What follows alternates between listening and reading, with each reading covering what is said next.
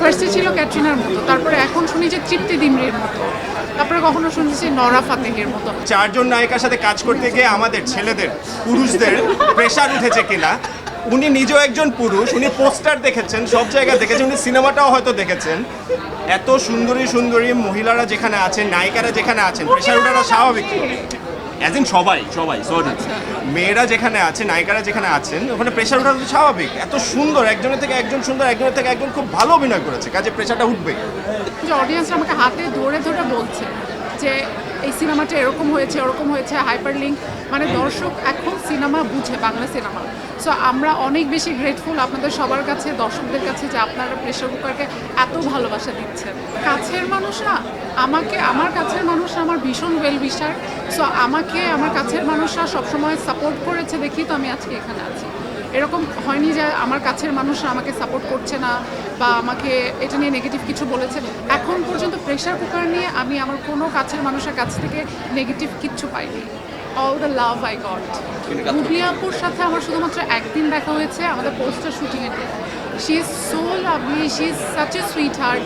মানে এত ঠান্ডা, এত মিষ্টি করে কথা বলে, মানে আমার কাছে মনে হয়েছে যে মানে আমি মেয়ে হিসেবে তার প্রেমে পড়ে গেছি। সে খুব সুন্দর করে কথা বলে, আমাকে বলছিল যে বাবু তোমরা কি খেয়েছো কিনা, মানে সে যে এত বড় স্টার, তার কথায় একদমই বোঝা যায়। সো আমার বুবলি আপু হোক বা টুসি আপু হোক, দুজনের সাথে এক্সপিরিয়েন্সই ভীষণ ভালো। এটা আমার প্রথম সিনেমা, আমি ছাড়া বাকি তিনজনই কিন্তু অভিনেত্রী, তারা তিনজনই অভিনয় করেছে। আর আমি একদম র্যাম থেকে, ফটোশ্যুট থেকে এসেছি। সো একদম ডিফারেন্ট একটা গ্ল্যামার ওয়ার্ল্ড থেকে আমার এখানে আসে। ওই জায়গা থেকে আপনি যদি বলেন যে আমার নিজেকে মার্কিং করতে, আমি বলবো যে I have done my level best, but আমি মার্কিং করতে পারবো না, এটা আমার ডিরেক্টর করতে পারবে।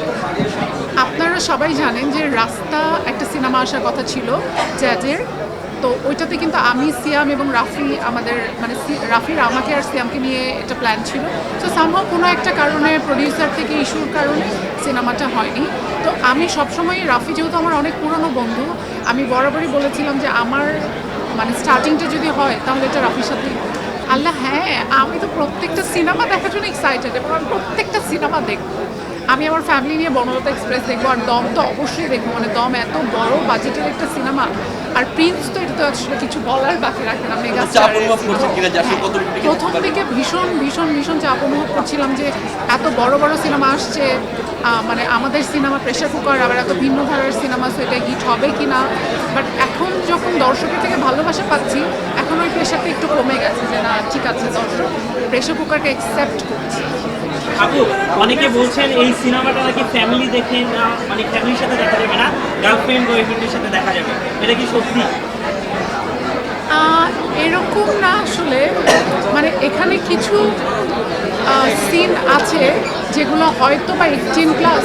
তো আমি বলবো যে আপনারা চাইলে আপনাদের বাচ্চাদেরকে নাও নিয়ে আসতে পারেন, বাট এরকম না যে ফ্যামিলির সাথে দেখতে পারবেন। অবশ্যই ফ্যামিলিকে নিয়ে দেখার মতোই সিনেমা, মানে এত না যে তাহলে তো সেন্সর বোর্ডে আটকে দিতে।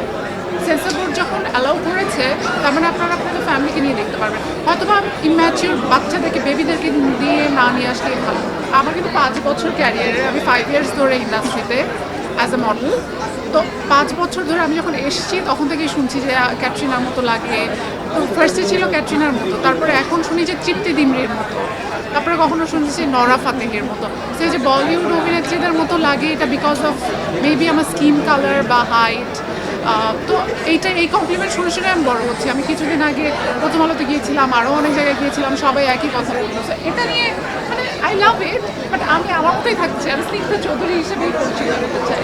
প্রথম সিনেমা তো মাত্র রিলিজ পাচ্ছে, এরপরে না বুঝবো, এরপরে না প্রথম সিনেমা রিলিজ পাচ্ছে, এখন মানুষজন আমাকে দেখছে, অন্যান্য ডিরেক্টররা দেখছে, আপনারা দেখছেন, অডিয়েন্সরা দেখছে। এরপরে যদি কারো মনে হয় বা এরপরে কি কাজের অফার পাবো, এটার উপর ডিপেন্ড করবে, বাট অবশ্যই অফার তো থাকবেই।